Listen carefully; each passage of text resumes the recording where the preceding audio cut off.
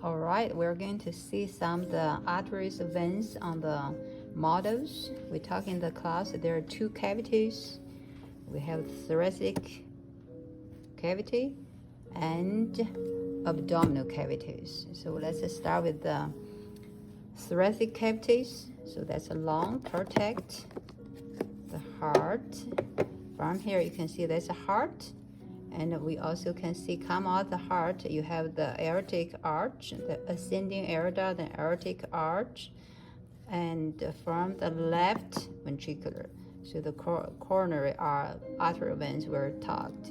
So from here you can see there are three branches come off the aortic arch. You have the right side, brachiocephalic, then break it into the two branches, common carotid, and right subclavians. But the left side is different. Left side, you have the branches of the aortic arch directly. That's the common carotid. That's the left subclavian, directly from the aortic arch. Okay, so then you have the, if you look at this, there's the pulmonary veins. Go to the back to the heart. Okay, so that is the pulmonary, the thoracic cage, and from here you can see the descending part of the aorta. So in the thoracic cage, this is called the thoracic aorta. Okay, so that's in this part. Now we cross the. Let's put this back. Okay, so put this back. If you look from here, that is the diaphragm. Diaphragm right here. You have the diaphragm. Cross the diaphragm, you have the inferior vena cava. About here, you have superior vena cava. Superior vena cava have two branches for the veins. You have brachiocephalic, and bring to the jugular veins, and you have this subclavian veins.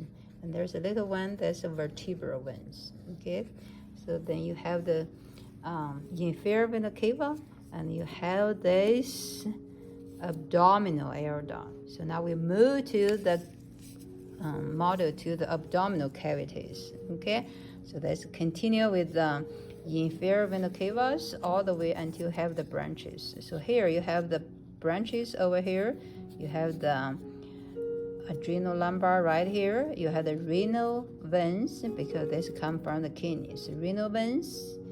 And you have the gonadal veins. Gonadal veins very, very interesting here. For the right side, you go into the inferior vena cava. For the left side, I think this will mention the left side, you merge into the renal vein instead of cross the abdominal aorta and go into the inferior vena cava. Instead, on the left side, gonadal vein go into the renal veins. And you follow, you have the branches right here. You have the common iliac vein. Then you have the branch. If you look up here, they have the branch going to the pelvic cavities. That's called internal. And there's a side called internal. If you look from here on this model, so there's internal going inside. I have the numbers here. Okay. So there's an internal iliac and the external iliac. Then you cross this pelvic ligament and then become the femoral. Okay, so that's the veins and arteries. Once you cross the diaphragm, you have the three major impaired arteries. First branch off, that's a celiac trunk. If you can see, they have different branches. That's supplied all the GI tract, GI organs.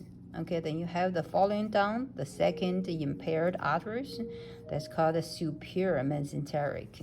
And you have followed down, that's the inferior mesenteric. So those connected to the intestines. And then also you have the pairs. You have the renal arteries, and you have gonadal arteries. And then you have the common iliac arteries.